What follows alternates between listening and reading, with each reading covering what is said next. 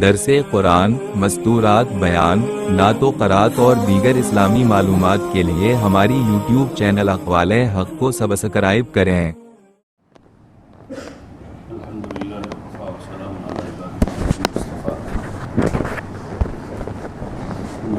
أعوذ بالله من الشيطان الرجيم بسم الله الرحمن الرحيم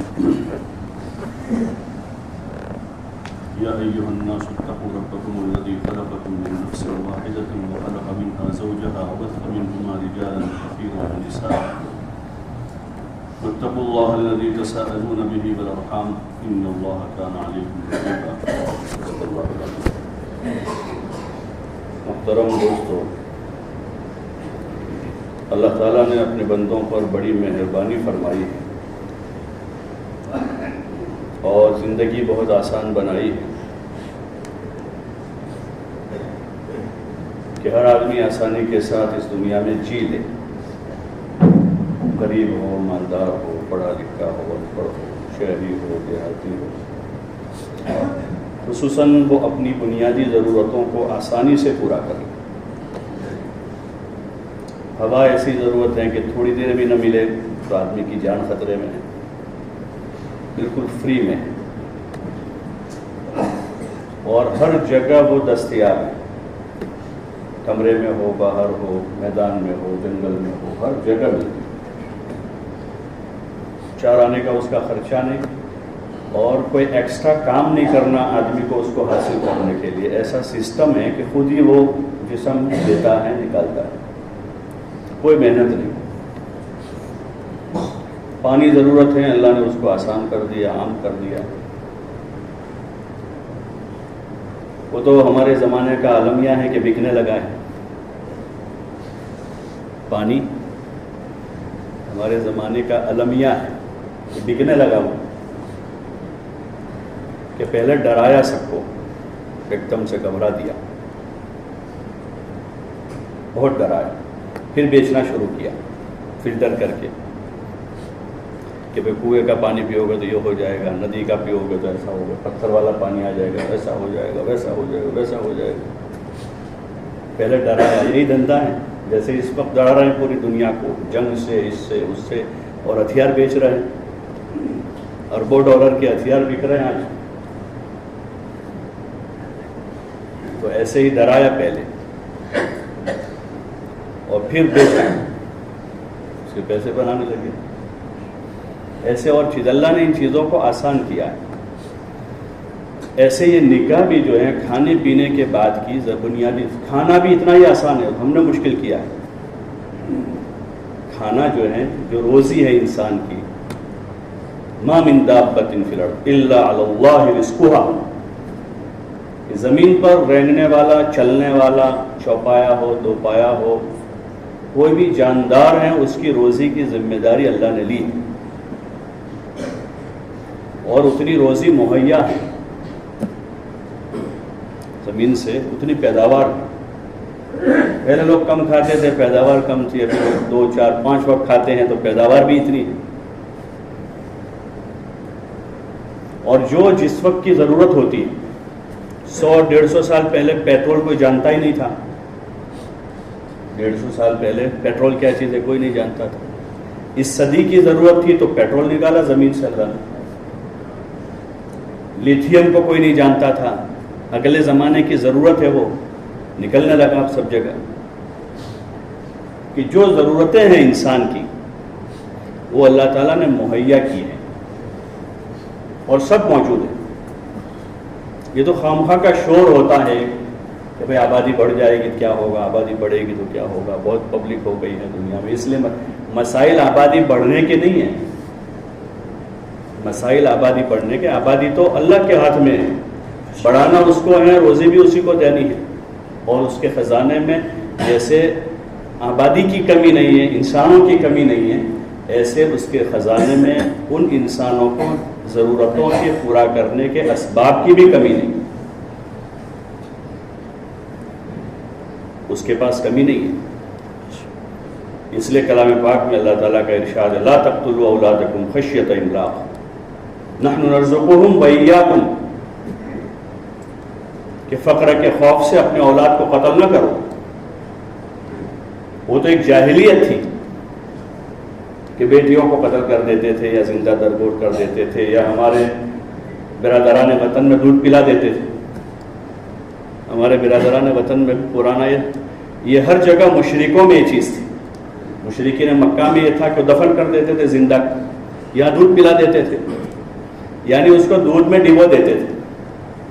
چھوٹے بچی کو 10-15 کلو دودھ پتیلے میں بھر کے اس میں ڈبو دیتے تھے, دودھ پلا دیا, اب وہ اندر مر جائے گی وہ. تو یہ ساری جہالتیں اور اللہ کو نہ جاننے کی وجہ سے کہ آدمی یہ بولتا ہے کہاں سے لائیں گے, کہاں سے کھلائیں گے, بچے زیادہ ہوں.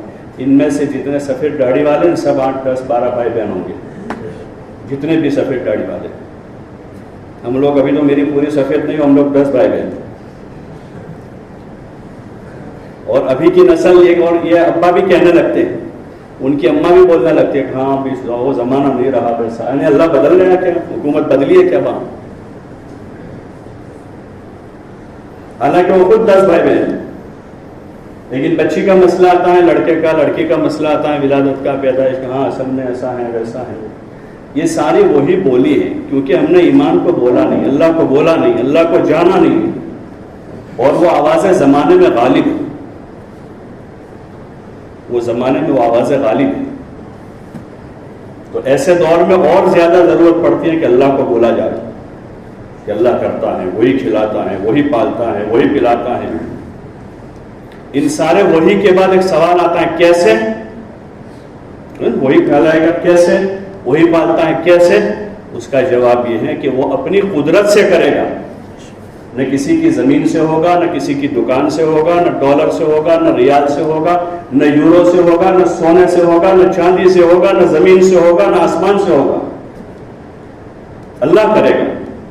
اور وہ کیسے کرے گا؟ اپنی قدرت سے کرے گا, اس لیے کہ وہ قدرت کاملہ کا مالک ہے. اس قدرت میں اس کا کوئی شریک نہیں ہے. یہاں کی حکومتیں بدلتی رہے گی, یہاں کی حکومتیں بدلتی رہے گی. کلام پاک میں اللہ تعالیٰ نے پرانے زمانے کے نبیوں کے بھی قصے بیان کیے ہیں اور پرانے زمانے کے بادشاہوں کے بھی قصے بیان کیے. فرعون جو تھا نا, فرعون, یہ تو ابھی اتنا بڑا دعوے دار تو ہمارے کوئی ہوا نہیں ہے. جتنا بڑا دعویٰ اس نے کیا تھا اتنا بڑا دعوے دار تو ابھی ہمارے یہاں پہ پریزیڈنٹ پیدا نہیں ہوا ہے دنیا میں اس وقت, کہ جو خدائی کا دعویٰ کرتا,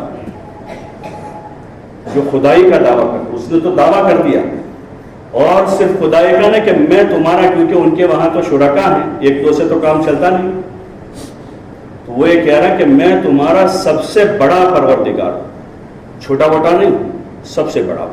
اس کا بھی قصہ بیان کیا اللہ تعالیٰ تاکہ لوگ عبرت پکڑے. اس لیے کہا جاتا ہے کہ کلام پاک سے ربط پیدا کرے. جو اصل علم ہے, جو اصل علم ہے, علم الہی ہے, اس کو سیکھنا, اس کو سمجھنا, اس کا علم حاصل کرنا, اس کے لیے گھنٹوں, دنوں, ہفتوں, مہینوں, سالوں گزر جاوے تو سستا سودا. جن علوم کی اہمیت ہے اس کے لیے ماں باپ بچوں کے پیچھے لگ جاتے ہیں. پڑھنے بیٹھو, ٹیوشن جاؤ, اسکول جاؤ, کالج جاؤ. وہ 3 سال کا ہوتا ہے, وہاں سے لے کر 23 سال کا ہوتا ہے, وہاں تک پیچھے لگے رہتے ہیں.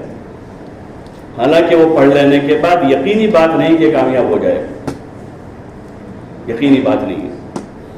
اور جو علم بنیادی علم ہے ہر انسان کا, ہر غریب کا, ہر مالدار کا, ہر بچے کا, ہر بچی کا, اس علم کو ایک طرح سے کفایے کے طور پر کہ بھائی مکتب میں بھیج دیا بچے کو, یا وہ بھی بھاری ہو گیا تو گھر میں کوئی مولانا بلا لیا آدھا گھنٹے کی, اور ہو گئی بات, پوری قصہ ختم ہو گیا. رسمی طور پر ناظرہ ختم کر کے اس کو ہار وار پہنا دیا, چاہے ایک حرف بھی پڑھنا نہیں آتا, اس کو ماں باپ خوش ہو گئے.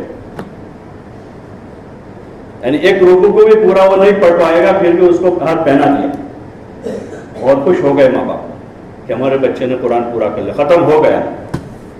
قرآن ختم کرنے کے لیے نہیں ہے, اسی لیے ختم ہوتا ہے تب بھی دوبارہ شروع کر دیتے اس کو. والناس پڑھ کے پھر مفلحون پر پورا کر کے پھر چھوڑتے اس کو کہ ختم نہیں کیا ہے. یعنی تلاوت میں بھی ختم کرنے کے لیے نہیں ہے وہ کہ پورا کر دے, ختم سے مراد.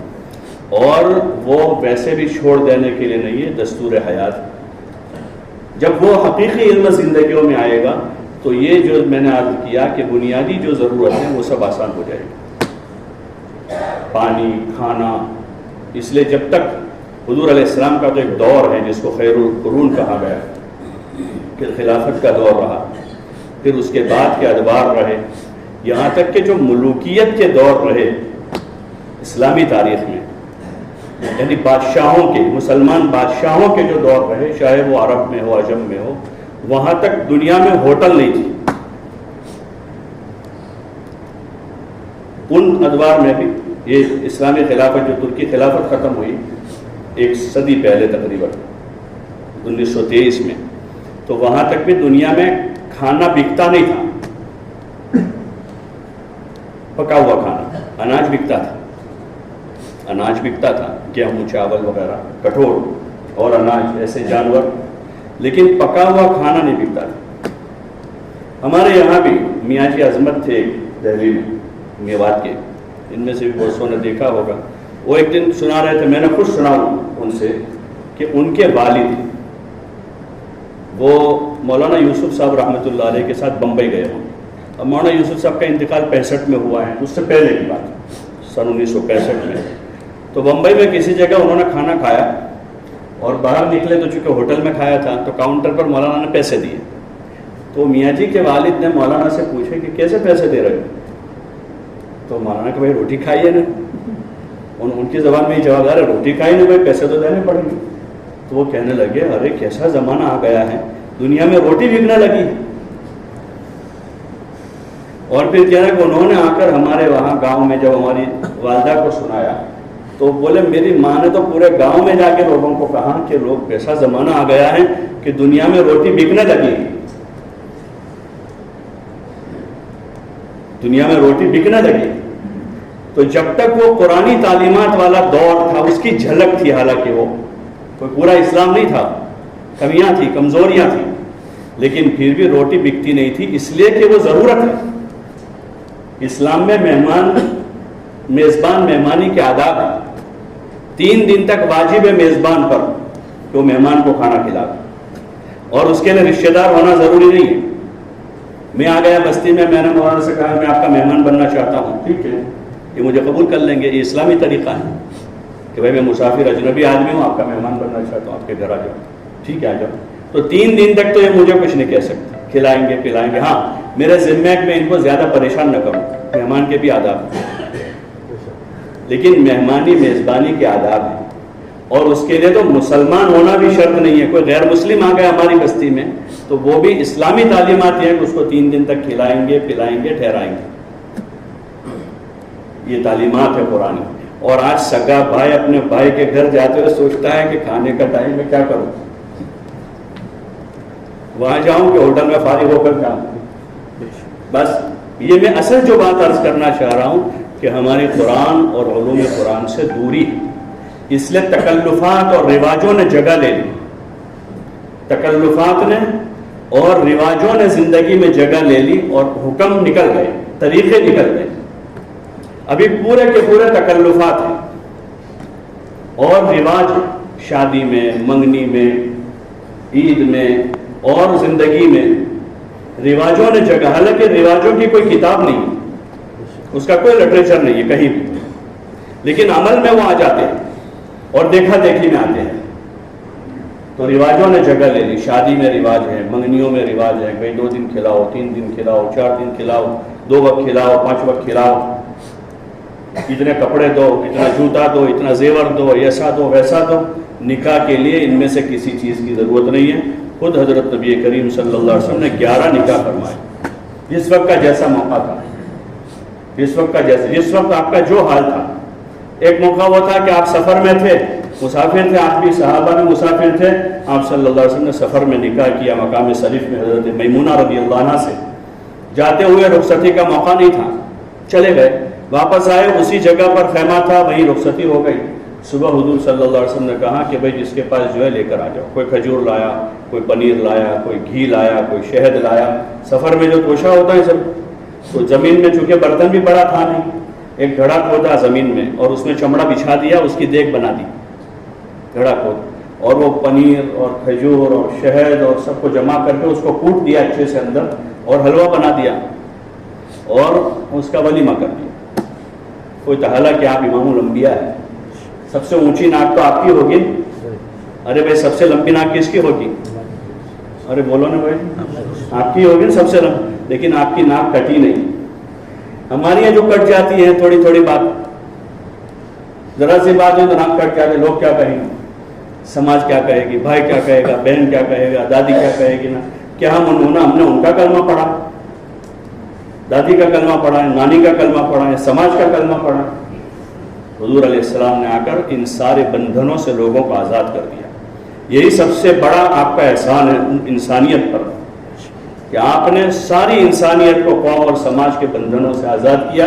صحابہ دنیا میں جاتے تھے یہی کہتے تھے, لوگوں سے یہی کہتے من ضیق الدنیا الی سعتها, کہ ہم لوگوں کو دنیا کی تنگیوں سے نکال کر دنیا کی وسعتوں میں لانے کے لیے. یہی قوم اور سماج کے بندھن جو ہے, رسم و رواج کے بندھن ہے جس میں سب جکڑے ہوئے ہیں. 5 وقت کا نمازی بھی جکڑا ہوا ہے اور حج کرنے والا بھی جکڑا ہوا ہے, پڑھا لکھا بھی جکڑا ہوا ہے, ان پڑھ بھی. سمجھدار جو ان ساری چیزوں کو سمجھتا ہے اچھی طریقے سے کہ یہ غلط ہے, یہ غلط ہے, یہ رسم ہے, یہ رواج ہے, ایسا نہیں ہونا چاہیے, ایسا, یعنی وہ سارا سمجھتا ہے, وہ بھی جکڑا ہوا. اس کا حل یہی ہے کہ زندگی کو حضور والے طریقے پر لایا جائے. حضرت مولانا ابرار صاحب رحمۃ اللہ علیہ فرماتے تھے کہ جو آسان سنتیں ہیں اس پر عمل شروع کر دو, تو پھر جو مشکل لگ رہی ہے آگے جا کر اس پر عمل آسان ہو جائے گا. جتنا آدمی کر سکتا ہے کہ آدمی سنتوں پر عمل کرے. شادی ہے, سنت کیا ہے؟ شادی میں لوگ رواج پوچھنے جاتے ہیں اور 10 سال کے بچوں کو بھی قوم کے رواج کا پتہ ہوتا ہے کہ رواج کیا ہے, لیکن شادی کی سنتوں کا پتہ نہیں ہوتا شادی کرنے والے کو بھی. اور سب سے بڑی سنت تو سادگی ہے شادی میں, اور آپ نے بڑی برکت کی دعا ہے ایک طرح سے, اعظم النکاح برکتاً ایسرہ مؤونتاً, کہ سب سے اچھا برکت والا نکاح ہے جس میں خرچہ سب سے کم. نکاح کرنے والے پر کوئی خرچہ نہیں, لڑکی کے ذمے تو کچھ بھی نہیں, اس پر تو پھر بھی مہر ہے لڑکے پر. لڑکی کے ذمے چارانے کا خرچہ نہیں ہے, اور نہ اس کے باپ کے نہ اس کی ماں کے ذمے چارانے کا خرچہ ہے, اس لیے کہ یہ بنیادی ضرورت ہے. اتنی آسان ہے کہ جہاں دونوں عمر کے قابل ہو گئے ہیں وہ 1 مہینہ 1 سال میں نہیں 1 دن میں نکاح کر سکتے. اور حضور علیہ السلام نے ترغیب دی اس کی کہ جو لوگ استعداد رکھتے ہیں وہ نکاح کر لیں, تاخیر نہ کریں اس نکاح میں. اور اس میں آتا ہے کتاب میں کہ 3 چیزوں میں تاخیر نہ کرو, نماز وقت ہو جائے پڑھو, جنازہ تیار ہوگا دفن کرو, انتظار نہ کرو فلاں آ رہا ہے فلانی آ رہی ہے, منہ دکھانے کا باقی, میت ہو گیا تو ہو گیا ہے تیار, اس کے تدفین کر دیں. اور ایسی طرح لڑکی شادی کے قابل ہو جائے, اچھا جوڑا مل رہا ہے نکاح کر لیں. یہ نہیں کبھی آگے بڑی لڑکی باقی ہے, بڑا لڑکا باقی ہے, یا اس کی چچازاد لڑکی کا تاریخ لینے کی ہے, اس کی شادی اس لیے بھی نہیں, یا موسم 12 مہینے شادی کر سکتے ہیں. کچھ جگہ ہے کہ بارش میں نکاح کرنا مکروہ ہے, بلکہ حضور علیہ السلام نے تو جاہلیت میں شوال میں لوگ نکاح نہیں کرتے تھے, اب شگن سمجھتے تھے اس کو. ہمارے برادران وطن کیا وہ نکاح اچھا نہیں ہوتا. حضرت عائشہ رضی اللہ عنہ کا نکاح جو حضور سے ہوا, جو آپ کی سب سے چہیتی بیوی تھی, ان کا نکاح شوال میں ہوا, رخصتی بھی شوال میں ہوا. تو نہ بارش کا موسم مانے نہ منگل کا دن مانے نکاح کے. ہاں جمعہ میں آدمی سنت کی نیت سے کہ حضور صلی اللہ علیہ وسلم اپنی بیٹی کا نکاح جمعہ میں فرمایا تھا, جو آپ نے اپنے اختیار سے طے کیا کہ بھئی یہ جمعہ کا دن پسند کیا, جمعہ کی نماز کے بعد آپ نے خطبہ پڑھا, نکاح کرایا. تو ایسے فضیلت کے واسطے آدمی حاصل کرے تو یہ ٹھیک ہے, باقی یہ ہے کوئی خرچہ نہیں ہے اس میں. دولہے پر بھی مہر کے پیسے اگر نہیں ہے تو ادھار رکھ لے, یعنی وہ اس حال میں ہے کہ پیسے نہیں ہیں, ادھار مہر پر کر دے. حضرت علی رضی اللہ عنہ سے حضرت فاطمہ کا نکاح ہوا, حضرت علی کے پاس پیسے نہیں تھے, مہر کے بھی نہیں تھے, اور نہ ولیمے کے پیسے تھے. پہلی بات تو آپ نے اپنی بیٹی دے دی ان کو کہ فقیر آدمی. پہلی بات یہ کہ نکاح میں جو آپ نے فرمایا فاظفر بذات الدین تربت یداک, کہ دیندار پسند کرے دونوں ایک دوسروں میں, لڑکا لڑکی دیندار پسند کرے اور لڑکی والے لڑکا دیندار پسند کریں. یہ اصلی معیار ہے. اگر اس میں دین ہے, سمجھ ہے, تو یہ بھی چٹنی روٹی کھائے گا، اس کو بھی چٹنی روٹی کھلائے گا، لیکن دکھی نہیں کرے گا۔ اور اگر اس کے پاس پیسہ ہے لیکن سمجھ نہیں ہے، جیسے عموماً اس وقت ہوتا ہے کہ دین کی سمجھ کی ویسے بھی کمی ہے، اور پھر آدمی جب دنیا میں مشغول ہو جاتا ہے یا صرف عصری علوم میں لگ جاتا ہے، دین سے غافل ہو جاتا ہے، تو اس کے پاس دین کی بنیادی معلومات نہیں ہوتی ہے، نماز کے فرائض اور سنتوں کا بھی پتہ نہیں ہوتا، تو اس آدمی کو بیوی بچوں کے حق کا کیسے پتہ چلے گا؟ تو اس کے پاس پیسہ تو ہوگا، ڈگری ہوگی، عہدہ ہوگا، خوب مال ہوگا، لیکن وہاں سکون نہیں ملے گا اس کو، اس لیے کہ پیسوں سے سکون نہیں ملتا، ڈگری سے نہیں ملتا ہے۔ اگر ایسا ہوتا تو آج کے دور میں بڑی فراوانی، ڈگری کی بھی پیسوں کی، ساری چیزوں کی فراوانی، لیکن مسائل پہلے سے زیادہ ہے۔ اس لیے آپ نے پہلی بات تو یہ اپنے عمل سے بتلائی، فاظفر بذات الدین، کہ آپ نے اپنی بیٹی حضرت فاطمہ رضی اللہ عنہ جو آپ کی لخت جگر ہیں، سب سے پیاری بیٹی ہیں، ان کا نکاح حضرت علی سے کیا، جن کے پاس مہر کے بھی پیسے نہیں تھے، رہنے کا گھر نہیں تھا، اور گھر میں گھر چلانے کا چولہا کا جو سامان ہوتا تھا وہ بھی نہیں تھا، تو آپ صلی اللہ علیہ وسلم نے ان کو ضرورت کا وہ سامان دیا۔ حضرت عثمان نے ان کو قرضہ دیا، پھر بعد میں وہ رقم انہوں نے ہدیہ کر دی، لیکن پہلے ان کو ان کی زرہ کے بدلے میں کچھ رقم دی تھی، بعد میں وہ زرہ لوٹا دی ان کو، حضرت عثمان رضی اللہ تعالیٰ عنہ نے ان کو وہ دیا۔ حضور صلی اللہ علیہ وسلم نے ان کو جو 2-4 برتن کی ضرورت پڑتی ہے روزمرہ کی زندگی میں، کیونکہ ان کو تو چولہا چلانے کا تھا پہلے ہی دن سے، تو وہ ان کی ضرورت، اور چونکہ بستر بھی نہیں تھا تو وہ بھی دے دیا حضور علیہ السلام نے۔ لوگ کہتے ہیں کہ آپ نے جہیز دیا، یہ جہیز نہیں تھا، ضرورت تھی، یہ جہیز نہیں تھا۔ اور حضرت علی چونکہ آپ کے پاس پلے بڑے تھے، ان کا کوئی نہیں تھا وہاں دوسرا، نہ ان کے باپ تھے نہ دادا تھے، آپ صلی اللہ علیہ وسلم ان کے چچا زاد بھائی تھے، بچپن سے حضور صلی اللہ علیہ وسلم کے ساتھ پلے بڑے تھے، تو آپ اور بیٹی بھی آپ کی ہے، تو آپ نے جو ضرورت کا سامان تھا وہ دیا تھا، کہ ان کے پاس رہنے کا نہ سونے کا بستر ہے نہ کھانا پکانے کے برتن ہیں، تو زمانے کے حساب سے چکی اور جو 1-2 برتن ہے وہ دیا تھا۔ تو اس لیے گزارش ہے دین کی سمجھ حاصل کرنے کی، اور صحیح رخ سے حضور صلی اللہ علیہ وسلم والی مبارک زندگی کو پڑھنے کی، تو سارے تکلفات ختم ہو جائیں گے، تو نکاح آسان ہو جائیں گے، کوئی مسئلہ ہی نہیں ہوگا، جیسے اس وقت تھا کہ کوئی مسئلہ نہیں تھا نکاح، اور آسانی سے شادیاں وقت پر ہو جاتی تھی، لڑکوں کی بھی لڑکیوں کی بھی، بیواؤں کے بھی نکاح ہو جاتے تھے، کہ بیوہ ہو گئے ایک مرتبہ۔ حضرت خدیجہ کا تیسرا نکاح تھا حضور صلی اللہ علیہ وسلم کے ساتھ، اور اس کے بعد مدینہ کا جو معاشرہ بنا تھا، اس معاشرے میں بعض عورتوں کے کثرت سے نکاح ہوئے، وجہ یہ تھی نکاح ہوا، شوہر خاوند شہید ہو گئے، دوسرے کے ساتھ وہ شہید ہو گئے، تیسرے کے ساتھ ایک خاتون کے بارے میں مشہور تھا جس کو شہید ہونا ہو وہ ان کے ساتھ نکاح کر لے، یعنی ایسا نہیں تھا کہ وہ بیوہ ہو گئے تب 2 4 5 10 سال نکالے گی، پھر دیکھے گا کوئی ایسا اس کے جیسا مجبور معذور ہوگا تو وہی شادی کرے گا اس سے۔ یہ سارے معاشرے کے تکلفات صحابہ کے بارے میں ہیں کہ ان کی زندگیوں میں تکلفات نہیں تھی، اس لیے زندگی بہت آسان تھی، مزے سے جی رہے تھے، مزے سے، جب فقر میں تھے تب بھی مزے سے جی رہے تھے، اور جب اللہ نے فتوحات کر دی تب بھی ان کی زندگیاں بڑی سکون اطمینان سے گزری۔ اس لیے گزارش ہے دین کو سیکھنے کی، اس کی سمجھ حاصل کرنے کی، اور ان چیزوں پر ہمارا ضمیر ہم کو اندر سے کھٹکتا ہے وہاں رک جانے کی، ہاتھ باندھ کے دے نہیں دینے ہیں معاشرے کے ہاتھ میں، سماج کے ہاتھ میں، بلکہ اندر کھٹکتی ہے بہت سی۔ اسی لیے ایک آدمی سے اردو نے کہ استفتی نفسک، کہ اپنے آپ سے پوچھ تجھے اچھا لگتا ہے ایسا؟ نہیں لگتی ہے بہت ساری چیزیں۔ ایک شریف آدمی کو چیزیں اچھی نہیں لگتی کہ اس کے گھر میں جوان لڑکے لڑکیاں آپس میں بیٹھ کر باتیں کر رہے ہیں، کہ شادی کے دن اس طرح لڑکے لڑکیاں جمع ہو، 2 دن 3 دن 4 دن۔ ایک مسلمان نہیں ہوگا، خالی شریف انسان ہوگا، وہ بھی اس کو پسند نہیں کرے۔ اس لیے گزارش ہے کہ جو رسومات ہے اس کو ختم کریں۔ ہاں، یہ صرف 15-20 منٹ کہہ لینے سے ختم نہیں ہو جائیں گے، عملی جدوجہد چاہتے ہیں، عملی جدوجہد چاہتے ہیں، اور اس کے لیے ایک طرح سے کہ آپ حضرات کو اپنے گھر میں برا بننا پڑے گا۔ ویسے بھی تو برے بنے ہوئے ہیں اپنی چاہتوں کے واسطے، کسی کو بہن اچھا نہیں کہہ رہی، کسی کو بھائی اچھا نہیں کہہ رہا ہے، کسی کو بھائی بخیل کہہ رہا ہے، کسی کو بہن کہہ رہی ہے کہ بدتمیز ہے، کسی کی ماں کہہ رہے ہیں کہ ایسا۔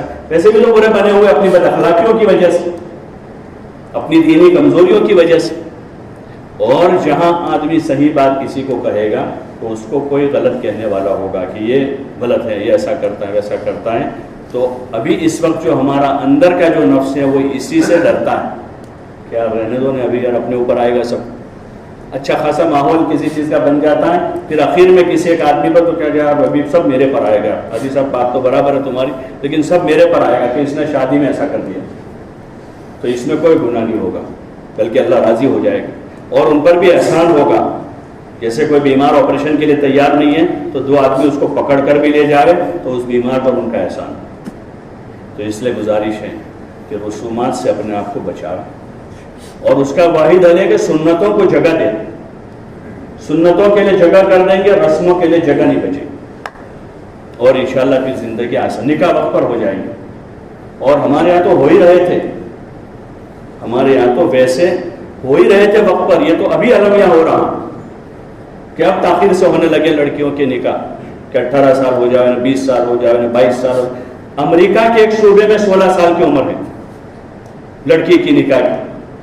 ابھی ہم لوگ گئے تھے ادھر تھائی لینڈ، وہاں دونوں کی عمر 16 سال، لڑکا بھی لڑکی بھی دونوں 16 سال میں شادی کر سکتے، دونوں شادی کر سکتے 16 سال.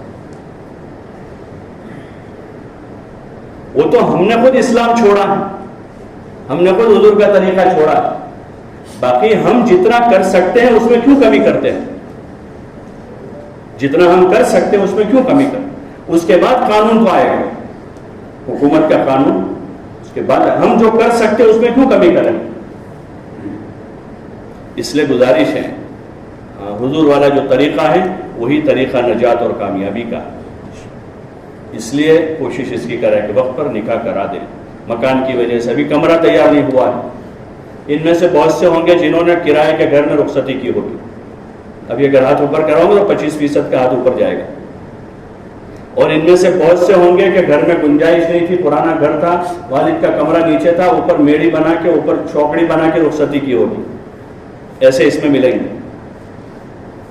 اور اب آیا کہ بھائی فرنیچر تیار نہیں ہے، کم اس کے لیے 6 مہینے کا انتظار ہو رہا ہے، اس کے لیے سال کا انتظار ہو رہا ہے. وہاں تک کہ لڑکا لڑکی جتنے زنا کریں گے اس کے ذمہ دار ان کے والدین ہیں. اس کا پورا بوجھ ان کے اوپر آئے، کیونکہ وہ تو دونوں تیار ہیں نکاح کرنے کی. تاخیر ان کی طرف سے ہے، ان رسومات کی وجہ سے. ورنہ وہ تو لڑکی 9 سال کی ہوئی تھی، بالغ ہو گئی تھی، تب سے وہ اس کو اتنا شعور نہیں تھا. لیکن 10 سال میں، 11 سال میں، 12 سال میں، 13 سال میں اس کو اندر پختگی آ گئی ہے اور اس کے اندر شعور پیدا ہو چکا ہے. وہاں سے لے کر اب جتنے سال بڑھ رہے ہیں، یہ لڑکا 15 سال میں بالغ ہو گیا. ہاں کوئی ایسا عذر ہے جس کو شرعاً معتبر سمجھا جاتا ہے، ایسا عذر ہے. باقی یہ کہ کمرہ تیار نہیں، فرنیچر بنا نہیں ہے، اصل میں ویکیشن کا انتظار ہے. ویکیشن کو شادی کو کیا لینا دینا؟ ویکیشن اور شادی کا کیا مطلب، کیا مسئلہ اس میں؟ اتوار اگر چلو میں چھٹی کا دن بھی کرنا ہے تو اتوار کو چھٹی ہوتی ہے ساری اسکولوں میں. پھر سال بھر میں بہت ساری 2-3 چھٹیاں جمع ہوئے. بھائی قریبی رشتے داروں کو آپ کو بلانا ہے خوشی میں، تو سال بھر میں ایسی کتنی چھٹیاں آتی ہیں جس میں 2 چھٹیاں ایک ساتھ جمع ہیں، اس میں کر سکتے ہیں. لیکن یہ سارے رسومات ہیں جن رسومات نے نکاح کو تاخیر کروائی، اور انہی رسومات کی وجہ سے نکاح مہنگے ہو گئے. مولانا عمر صاحب رحمۃ اللہ علیہ فرماتے تھے کہ نکاح مہنگے ہوں گے، زنا سستے ہو جائیں. اور یہ بھی وجہ ہے نکاح میں تاخیر بھی زنا کا سبب ہے. ایک غیر مسلم شاید جینی تھا، وہ ایک اپنی مجلس میں جس میں لڑکے لڑکیاں سب ہیں، اس میں وہ ان سے پوچھ رہا لڑکیوں کو کہ ان میں سے کتنی لڑکیاں کالج میں اتنی پڑھ رہی ہو، اور ان کی عمر چونکہ 20, 21, 22, 23 ہو جاتی ہو. تو وہ ایک لڑکی کو کھڑا کر کے پوچھ رہا ہے کہ تمہاری کالج میں اتنی لڑکیاں ہیں، ان لڑکیوں میں سے کتنے فیصد لڑکیاں ایسی ہیں جس کا کسی سے افیئر نہیں ہے؟ تو اس نے کہا 1% ہوگی بس. وہ خود ان کا نہیں، اپنی قوم کو، غیر مسلم کو یہ سمجھا رہا ہے کہ تمہارے نکاح کی تاخیر کی وجہ سے یہ لڑکے لڑکیاں زنا میں مبتلا ہوتے. وہ یہ سمجھا رہا ہے ان کی قوم کو، وہ غیر مسلم ہے. اور یہاں اسلام میں حیا اور پاک دامنی، جس کو شعبۃ من الایمان کہا، سب سے بڑا شعبہ ہے. تو ہم ہی اس کے لیے راستے کھول رہے ہیں، ہم ہی راستے کھول رہے ہیں. جہاں عمر کے قابل ہو جائے حضور علیہ السلام نے کہا نکاح کروا. حضرت عمر رضی اللہ عنہ تاکید کرتے تھے کہ اپنے لڑکوں لڑکیوں کے نکاح کروا دو, غلام باندیوں کے بھی نکاح کروا دو, اور پھر کہتے تھے میں نہیں کہہ رہا ہوں, اللہ کہہ رہا ہے. انکحوا الایام منکم والصالحین من عبادکم وامائکم ان یکونوا فقراء یغنیہم اللہ من فضلہ. اللہ تعالیٰ نے اس آیت میں کہا ہے کہ اگر وہ فقیر ہوں گے, یعنی ان کی استعداد کمزور ہے مالی اعتبار سے, جس کو اپنی زبان میں کہتے ہیں کہ وہ ابھی پگ پر کھڑے نہیں ہیں, تو اللہ تعالیٰ یہ کہہ رہا ہے کہ اللہ تعالیٰ نکاح کے ذریعے سے ان کو غنی کر دے گا. اللہ یہ کہہ رہا ہے کہ نکاح کروا دو غنی ہو جائیں گے, اور ہم یہ کہہ رہے ہیں کہ غنی ہو جائیں گے پھر نکاح کریں گے. خدا سے مقابلہ ہے یہ, اور عموماً یہی ہوتا ہے. اس میں بھی اگر آپ کو تجربہ کرنا ہو تو کریں کہ شادی کے بعد ہی آدمی کی روزی میں وسعت ہوتی ہے. آدمی کا سونے کا پلنگ بھی اس کا نہیں ہوتا جب تک شادی نہیں کرتا, باپ کے کھاٹ پر سوتا ہے وہ. رہنے کا کمرہ بھی اس کا نہیں ہوتا, باپ کے گھر میں رہتا ہے. لیکن نکاح ہوتا ہے تو سب سے پہلے اس کا پلنگ بنتا ہے, اور چیزیں اس کے نام سے آتی ہے کہ یہ اس کا ہے. اس کے نام سے کمرہ بنتا ہے کہ اس کا کمرہ. ابھی تو شادی شروع ہوئی, اور پھر نکاح کے بعد دھیرے دھیرے آپ دیکھتے ہیں وہی آدمی جو ادھر ادھر جا رہا تھا 1 سال میں 2 سال میں, یا تو جاب پر لگ گیا, کام پر لگ گیا, کاروبار کرتا ہوگا, کچھ پیسے بچاتا ہو گیا, 2 4 5 سال ہوتے ہیں تو ایک ٹکڑا زمین کا خرید لیتا ہے کہ برکتوں کا دروازہ کھلتا ہے. اس لیے گزارش ہے ان چیزوں میں ہم خیال کریں کہ جو بچے بچیاں ہیں, پوتے ہیں, نواسے ہیں, پوتیاں ہیں, نواسیاں ہیں, ان کے نکاحوں کی فکر کریں. یہ بڑا کام ہے, خود ہی خاندان میں کریں ایک دوسروں کو, تاکہ جلدی ان کے وقت پر نکاح ہو جائے. دوسرا سادہ ہو تاکہ آسان ہو جائے, غریب سے غریب آدمی کا نکاح آسانی سے ہو جائے. اور جو رسومات ہیں ان رسومات کو ختم کرنے کی کوشش کریں, اس سے انشاءاللہ زندگیوں میں برکت ہوگی. لڑائیوں سے, جھگڑوں سے اور تکلفات سے زندگیاں پاک ہو جائے گی, اغراض سے پاک ہو جائے گی, تو زندگی کا صحیح مزہ ملے گا. دنیا میں بھگتنے کے لیے پیدا نہیں کیا اللہ نے, یہاں بھی اللہ تعالیٰ نے, دنیا میں بھی اللہ تعالیٰ نے بندوں کے لیے حکم دیا ہے کہ یہاں اگر ایمان اور اعمال صالحہ کے ساتھ ہے تو حیات طیبہ یہاں بھی دینے والا. جنت تو ہے ہی, لیکن یہاں بھی حیات طیبہ کا وعدہ ہے. وہ حیات طیبہ ایمان اور اعمال کے ساتھ ہے. اس لیے گزارش ہے کہ اس کی نیت کریں. نیت کرتے ہیں انشاءاللہ. کون کون نیت کرتے ہیں؟ سن کے پورا کر دیں گے.